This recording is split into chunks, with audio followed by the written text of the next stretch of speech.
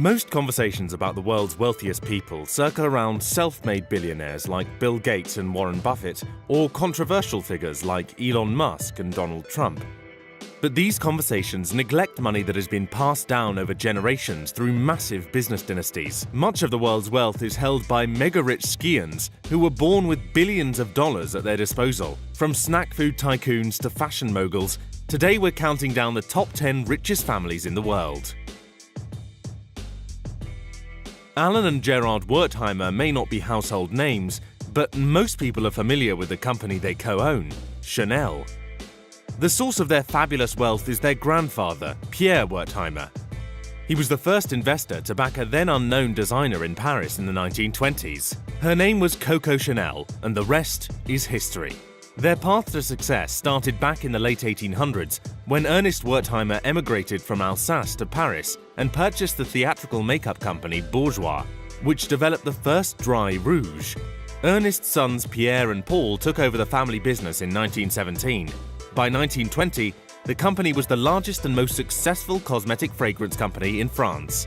The brothers are notoriously reclusive, though they do have some elegant public habits like buying up vineyards and breeding racehorses. They have a combined net worth of $45.6 billion. Some accuse the Wertheimers, who have almost no creative input in Chanel, of using the company as their personal pocketbook. In fact, they paid themselves a $3.4 billion dividend last year alone. The brothers, who have run the luxury goods company for more than 30 years, took more than 4 times the company's net profit and double the dividend they received in 2015. This is another family with a very common product, who shies away from the spotlight. Ingvar Kamprad was a wealthy Swedish investor and entrepreneur with a number of commercial interests, but by far his most famous was his affordable furniture brand, IKEA. Kamprad began to develop a business as a young boy. He started selling matches at the age of 5. When he was 7, he began traveling further afield on his bicycle to sell to neighbors. He found he could buy matches in bulk very cheaply from Stockholm, sell them individually at a low price, and still make a good profit. From matches, he expanded to selling fish, Christmas tree decorations, seeds, and later ballpoint pens and pencils. When Kamprad was 17, his father gave him a cash reward for succeeding in his studies. He opened his first furniture store in 1947 and built it into one of the world's most successful retailers, with fiscal 2017 revenues of nearly $46 billion. Kamprad relentlessly pursued efficiency to keep his furniture prices low and showed little interest in the trappings of wealth, at one point driving a Volvo for 2 decades. When Kamprad passed away in 2018, he left behind a $58 billion fortune with no direct recipient. Further complicating the matter is that most of it was transferred to a tax haven in Liechtenstein decades earlier. Because of this discrepancy, Kamprad fell from the 11th wealthiest man on Earth to the 162nd wealthiest man. The details are still foggy, but most believe his money was eventually passed down to his 3 sons, who now have a combined net worth of $48.9 billion. The Dumas family is the 8th wealthiest family in the world, with a combined $49.2 billion net worth. Again, their name may not ring any bells, but you're probably familiar with their brand, Hermes. Thierry Hermes started the family business in 1837. Long before the famous scarves and Birkin bags, Hermes was a harness maker who provided gear for the houses of royals throughout Europe. His grandson, Émile Maurice, modernized the family business. He brought in his friends Louis Renault and Ettore Bugatti to make trunks for cars. Émile Maurice also diversified the company into furniture, belts, and couture. But it is Jean-Louis Dumas, a descendant of Thierry Hermes, that is credited with turning Hermes into a global giant in luxury fashion. Unlike many business dynasties, wherein the founding family only holds a financial interest, Hermes is still actively managed by Axel Dumas. He is the 6th generation to have a managerial role in the company. Usually it stops at the 3rd generation, Dumas said during a visit to Hong Kong, referring to the 3-generation curse about family fortunes. It could be that we are 2 times 3. Dumas is the great-great-great-grandson of the company founder Thierry Hermes. Staying hands-on in the business has been a hallmark of the Hermes family. Dumas' mother was head of production and his uncle was CEO. He recalls being a kid at the dinner table and being a part of family discussions about day-to-day operations of the company. It seems as though Hermes will be in the Dumas family for generations to come. Karl Albrecht and his brother Theo were the founders and owners of the popular German discount store Aldi. According to Forbes, Theo is one of the wealthiest men in the world, with an estimated net worth of $22.6 billion.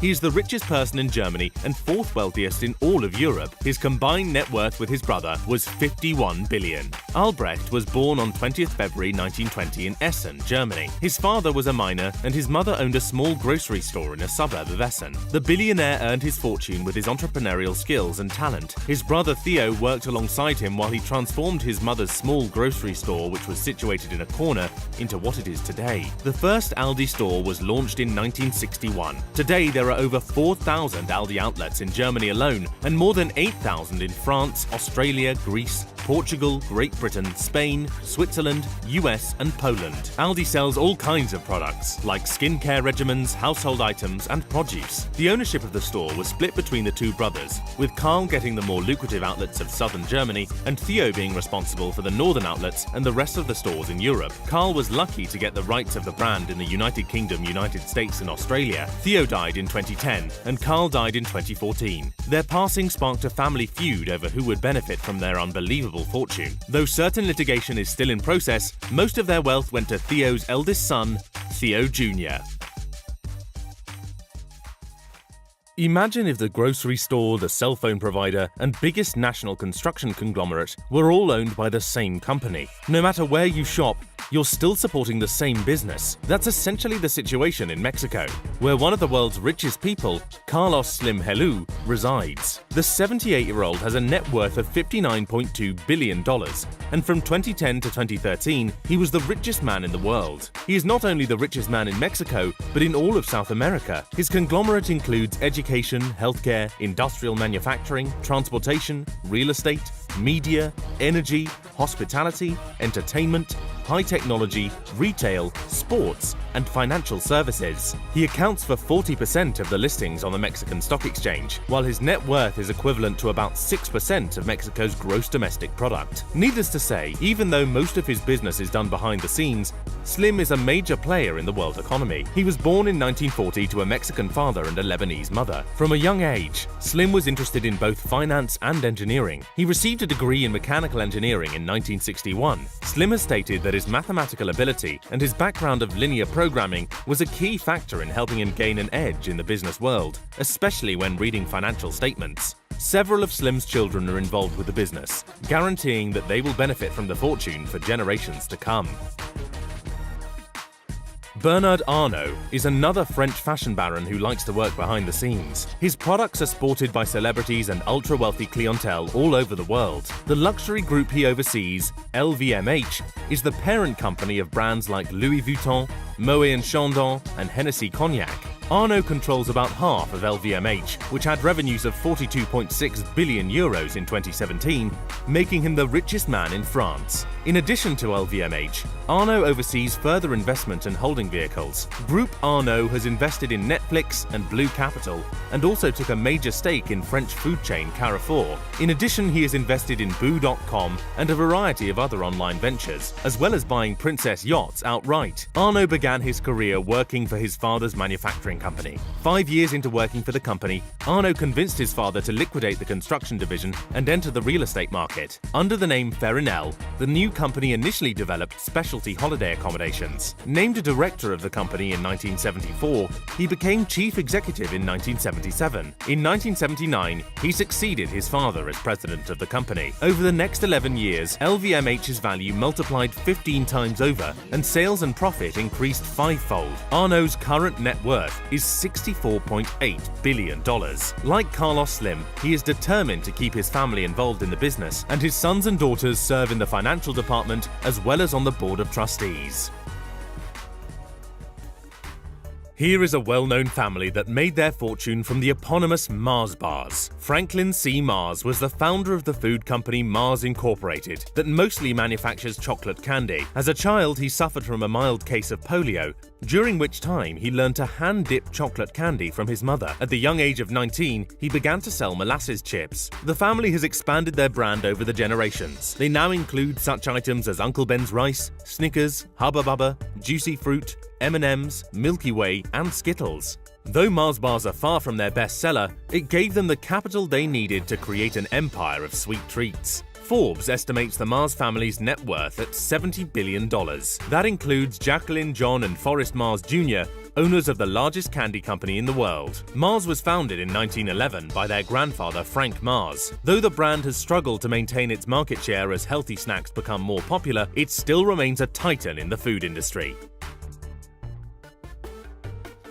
Chances are you're familiar with the Koch brothers for their political influence and public personas. However, despite the Koch brothers' fame as political influencers, their primary activities are centered around running Koch Industries Incorporated, of which they own 84%. This is a private company that has revenues topping $100 billion. However, it is not really a single company, but a conglomerate of other companies the brothers own. On June 5, 2018, David Koch retired from all roles related to the Koch Industries and Koch-affiliated group due to health reasons. The industries under the Koch umbrella are diverse, ranging from companies that deal with energy to spandex. Koch companies manufacture paper, process minerals, create fertilizers, and refine oil. Because most of their companies are not publicly known, it is easier for the Koch brothers to hide in the shadows. If names like Guardian Industries, Invista, and Molex don't ring any bells, it's because they merchant in glass, mechanics, and chemicals, respectively. These are businesses that supply our smartphones, clothing, and even the Mars rover, but rarely receive any recognition. With thousands of brands under their control, the Koch family has a combined net worth of over $120 billion. They continue to be one of the most influential companies on the globe. The Waltons are the second richest family in the world, collectively worth around $160 billion. That's because they founded the planet's largest company by revenue, Walmart. Walmart is worth over $500 billion according to Fortune Global 500 list in 2018, as well as the largest private employer in the world with 2.3 million employees. Founder Sam Walton's heirs own over 50% of Walmart through their holding company Walton Enterprises and through their individual holdings. Walmart was the largest US grocery retailer in 2019, and 65% of Walmart's $510.329 billion sales came from US operations. In all, the Walton family has about $174 billion in assets, depending on how Walmart stock is faring. For instance, Walmart had its best quarter in a decade at the end of 2018, and the collective net worth of the Waltons went up by $11 billion. The family's interests are extremely far-reaching. For example, Ann Walton Kroenke, a niece of Bud Walton, owns almost every professional sports team in Colorado, in addition to the Los Angeles Rams and Arsenal Football Club. In recent years, Walmart has been adapting to match online competitors, namely Amazon, meaning that it will stay relevant and profitable for years to come. The Rothschild family is one of the most powerful dynasties in human history. They are the subject of numerous conspiracy theories, and many believe they control the world from the shadows using puppet governments. Their story begins with Meyer Amschel Rothschild, who was born on February 23, 1744 in Frankfurt am Main, Germany. Starting out in a Frankfurt banking house, Meyer and his sons became international bankers, establishing branches in London, Paris, Vienna, and Naples by the 1820s. In addition to banking and finance, the Rothschild businesses have encompassed mining, energy, real estate, and winemaking. From the early 19th century, the family has been known for its considerable charitable activities, particularly in the arts and education. Starting as dealers in luxury items and traders in coins and commercial papers, Meyer and his 5 sons eventually became bankers to whom the French Revolutionary and Napoleonic Wars of 1792 to 1815 came as a piece of great fortune. They profited from the war by funding many different players and cashing in as an arms dealer. Fast forward 200 years. The Rothschilds are still the biggest banking family in the world, with a combined net worth of over $400 billion. According to some sources, there are only 3 central banks in the world in which the Rothschilds don't have a major stake. They are North Korea, Iran, and Cuba. And the Rothschilds have diversified outside of banking as well. They have major investments in military engineering, agriculture, and real estate. Because of their continued dominance, they are accused by many conspiracy theorists of determining world events. Many of these conspiracy theories are anti-Semitic in nature, as the Rothschilds were one of the first major families to advocate for a Zionist state in the early 1900s. Though the internet is full of conflicting opinions, one thing is certain: the Rothschild family has maintained its riches over generations, making it the wealthiest in the world.